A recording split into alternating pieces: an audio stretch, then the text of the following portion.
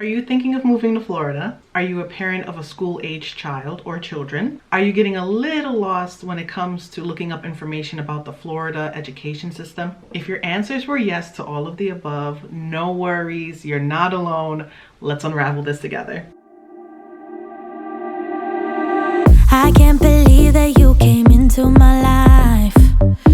Hi, my name is Genise, and a year ago my family and I left New York City for the Florida sun, and I make videos for those who are looking to do the same, as well as videos to help you live your best life once you get here. If you're new here, I hope you'll consider subscribing to the channel by the end of this video, and if you find this video helpful, don't forget to give it a big old thumbs up. I have gotten a couple of questions about the schools here in Florida, and I wish I could speak on this from experience. How I will speak from the research side of things as a parent who was getting ready to enroll her child in school, and hopefully that will help. So first off, one of the questions that I've gotten is, how are the Florida schools? Are they any good? For this, there are 3 websites that I've been bouncing around from to look for those answers, and I wanted to share those with you. So hold on a sec, let's get on the computer. The first one is the obvious one, and that is going to the Florida Department of Education website, or fldoe.org.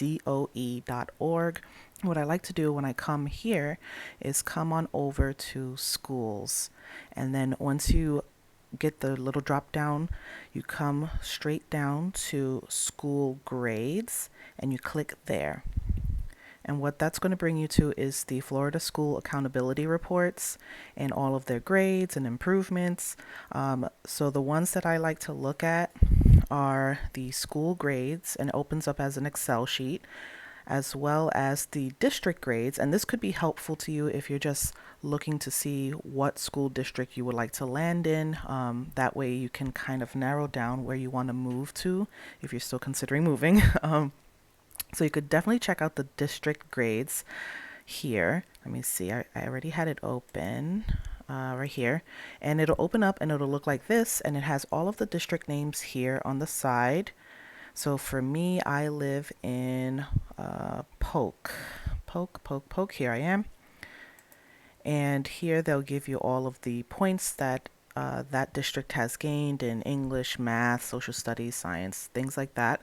And over here is where you'll see the grades, the overall grade for that district. So Polk has been seeing some improvement over the years, it looks like. It went from C to B in 2019.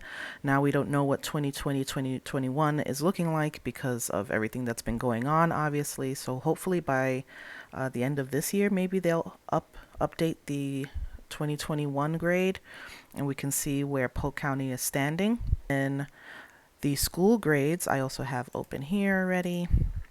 It opens up like this, and this one has a whole ton of information as well.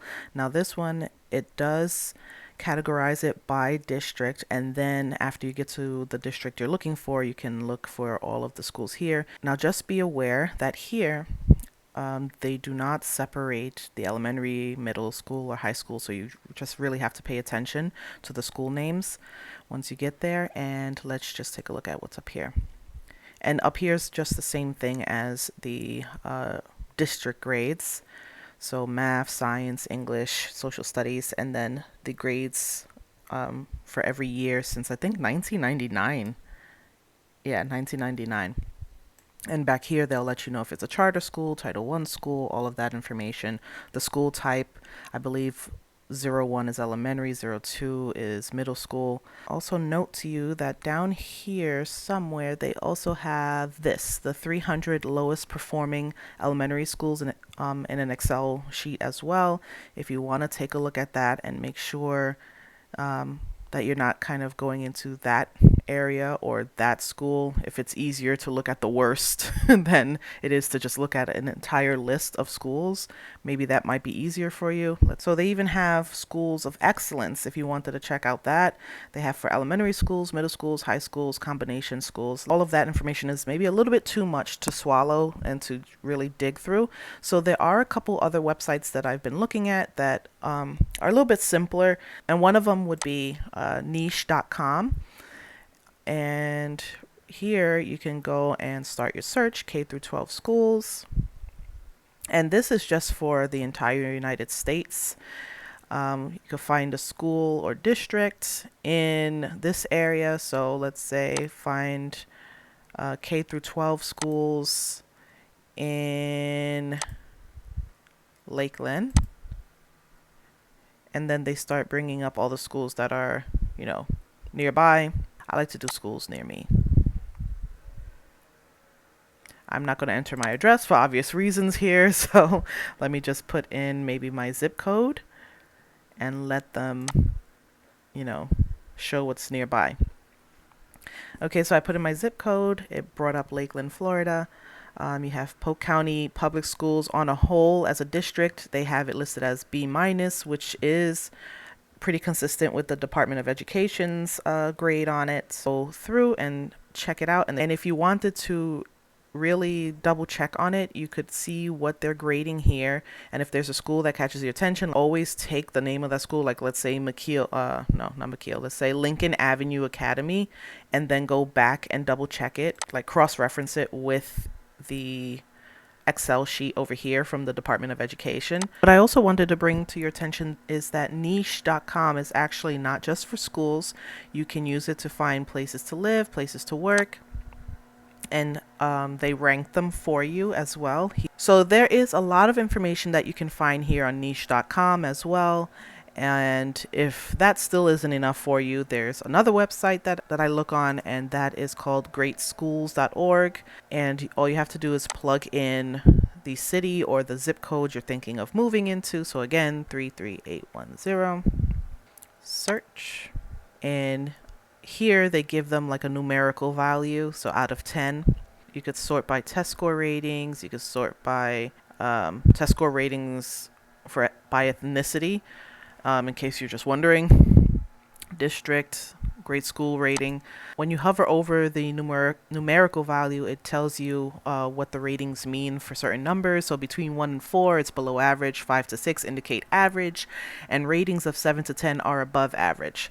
So I don't know anyone who wants to really go for 1 through 4, but I'm assuming maybe 6 and up would be good to try and find a school for your kid. 1. Oh. So this is just another website for you guys to kind of play around with and see what they have to offer, if any of it makes sense for you. So yeah, I hope that's helpful. Another question that I've gotten in regards to the schools here in Florida has to do with the pandemic and the current state of affairs of everything. And they're wondering if there are mandates, being that the landscape of the whole United States has pretty much changed in the last couple of years. It's a legit question. So our governor, Ron DeSantis, last year signed an executive order. And in that executive order that he signed, it states that the schools are not allowed to force children to wear masks in school all day here in Florida. He basically leaves that choice up to the children's parents. However, I do want to say that that is in public schools. All the schools that are getting funding from the Florida government fall underneath this executive order. What it looks like in private schools where parents are paying out of pocket for themselves, I'm not 100% sure. I would just take a look into that. If you're thinking of private schools, I would call around and see what they say. But for the most part here in Florida, the children are going to school, they're sitting in their classrooms, and they are unmasked unless the parents choose to send their kids to school masked. But I want to hear from you guys. What do you think? Sound off in the comments. Let me know if the unmasking of the kids here in Florida is something that you can appreciate, or is it something that makes you a little worried? And let's try to keep it respectful. We're all civil adults here. We're all grown people. Let's act like it, okay? Let's keep it civil in the comments. So the next thing that I was looking at when I was researching it was, at what age does the Department of Education expect a child to be enrolled in school here in Florida? So that's what we're gonna hit on next. For kindergarten, is attendance required? And I wanted to read directly off of the Florida Department of Education's website so that there's no confusion. You can't say that I said the wrong information because I'm going to read verbatim what is off of the website. No, a parent that chooses not to enroll their child in kindergarten is not in violation of compulsory school attendance laws. However, Florida law, and then they say the section and everything, specifies that all children who have attained the age of 6 years or who have attained the age of 6 years by February 1st of any school year are required to attend school regularly during the entire school term. If a child enters public school at age 6 without evidence of kindergarten completion of an official transcript, then the district will place the student in the first program of study, and that is kindergarten. So pretty much it's up to you if you want to put your kid in public school kindergarten. Like, you're not going to get in trouble if they don't show up for it at the age of 5. But by the age of 6, they're expected to be in school, hopefully for first grade. But if they didn't complete kindergarten, they're going to take them at the age of 6 and push them back into kindergarten. So just keep that in mind. And who's eligible for kindergarten? Any child who has reached the age of 5 by the time the new school year is going to begin is eligible. But let's read it off of the website. Florida law specifies that children who have attained the age of 5 years on or before September 1st of the school year are eligible for admission to public kindergarten during that school year. Okay, so those are the basics on that. I advise you to go to the Department of Education's website and read it for yourself. There is so much information that you need to be aware of. So yeah, go take a look at that. They had a frequently asked questions section on that site as well. I'm going to leave the link that goes directly to that down below in the description box as well. So make sure before you exit this video to check out all the links that I'm leaving down below. And let's say you've come down to Florida and you're already decided that you are going to enroll them in public school. What are you going to need? So the first thing up is going to be proof of age. So something like the birth certificate. Secondly, you're going to need a Florida certificate of immunization that is signed by a Florida physician. And I got a little confused here on this next one, number 3, that your child has to have had a medical assessment done. But the way they worded it, it says, let me pull it up, evidence of a medical exam completed no less than 12 months prior to the child's school entry date. When I first read that, I thought they meant that it has to be within the 12 months before they enter school, but they're saying no less, which means you would have to wait a year to put the kid into school. I know there are people moving into Florida left and right, and they're not waiting a year to put their kid in school. So I would just double check on that. From what I'm seeing, it looks like you would just have to take them in for, their annual physical and make sure they're in tip-top shape.